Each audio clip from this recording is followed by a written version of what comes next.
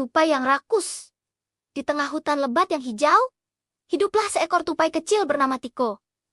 Ia adalah tupai yang ceria dan lincah, tetapi memiliki satu kebiasaan buruk ya, sangat rakus. Tidak seperti tupai-tupai lain yang mengumpulkan makanan untuk bertahan hidup. Tiko makan bukan karena lapar, melainkan karena ia menyukai makanan dan tidak bisa berhenti makan. Setiap hari, ia melompat dari satu cabang ke cabang lain, mencari kacang, biji-bijian, dan buah-buahan. Saat teman-temannya sibuk mengumpulkan persediaan untuk musim dingin, Tiko malah asyik mengunyah tanpa memikirkan masa depan. Suatu hari, sahabatnya, seekor tupai betina bernama Kiri, melihat kebiasaan buruk Tiko dan mencoba mengingatkannya. Tiko, kau harus mulai menyimpan makanan untuk musim dingin. Salju akan turun sebentar lagi, dan kau tidak akan bisa menemukan makanan sebanyak sekarang, kata Kiri dengan nada khawatir.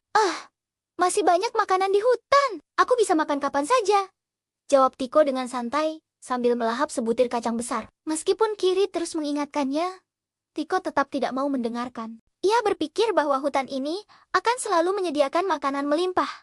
Jadi mengapa harus repot-repot menimbun persediaan? Hari-hari berlalu, dan musim dingin datang lebih cepat dari yang diduga. Salju mulai turun dengan deras, menutupi seluruh hutan dengan selimut putih yang tebal. Pohon-pohon yang sebelumnya rimbun, kini kering, dan tidak lagi menghasilkan buah. Tanah yang dahulu penuh dengan biji dan kacang, kini terkubur di bawah lapisan es. Tupai-tupai lain yang rajin mengumpulkan makanan merasa tenang di dalam sarang mereka. Mereka menikmati persediaan yang sudah mereka kumpulkan dengan susah payah. Namun, Tiko mengalami nasib yang berbeda. Perutnya mulai keroncongan, dan tidak ada satupun makanan yang tersisa untuknya. Ia mencari ke sana kemari, mengorek-orek salju, tetapi tidak menemukan apapun.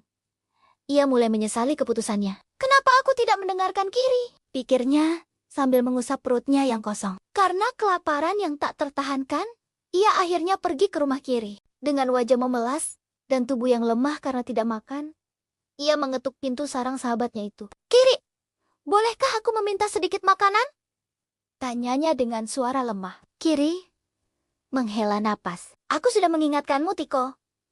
Tapi karena kau temanku, aku akan berbagi sedikit. Tapi ingat, musim dingin masih panjang, dan aku juga harus menghemat makananku. Tiko menerima makanan itu dengan penuh rasa bersalah. Ia menyadari betapa pentingnya berpikir ke depan, dan tidak hanya memikirkan kesenangan sesaat. Musim dingin yang panjang menjadi pelajaran berat bagi Tiko.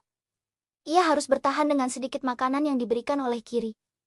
Dan itu tidak mudah. Ia merasa lapar hampir setiap hari, dan tidak bisa bermain dengan ceria seperti biasanya. Ketika musim dingin akhirnya berakhir, dan salju mulai mencair, Tiko belajar dari kesalahannya. Ia tidak lagi hanya memikirkan makan sebanyak mungkin. Sebaliknya, ia mulai mengumpulkan dan menyimpan makanan dengan bijak, memastikan bahwa di musim dingin berikutnya, ia tidak akan mengalami kelaparan lagi. Dan benar saja, ketika musim gugur tiba kembali, Tiko adalah salah satu tupai paling rajin di hutan. Ia tetap ceria dan lincah.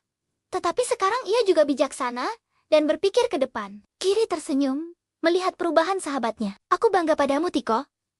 Sekarang, kau sudah mengerti pentingnya menabung makanan. Tiko mengangguk dan tersenyum. Terima kasih sudah mengingatkanku. Kiri, aku tidak akan mengulangi kesalahan itu lagi.